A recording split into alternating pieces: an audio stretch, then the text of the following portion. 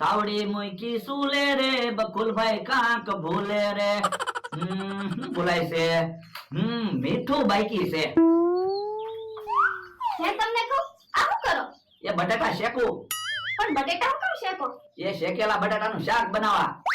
હે શેકેલા બટેટાનું શાક કેમ બને? તો એમ છે, આપણે ઘણી વખત બાફેલા બટાટાનું શાક ખાધું, કાપેલા બટાટાનું શાક ખાધું, તો મેં કીધું આજ છે ને બટાટાને શેકીને શાક બનાવી, કેવું લાગે આપણને ખબર તો પડે. હા ઈ હાસુ લ્યો. હે કોનો ફોન છે? કારેલીનો ફોન છે. હા બોલ કારેલી. હું બનાવતા અહીંયા બધી સુગંધ આવે. એ બટેટા શેકવી. એને કે શેકેલા બટાટાનું શાક ખાવું તો આવે. એ શેકેલા બટેટાનું શાક ખાવું હોય તો આવો.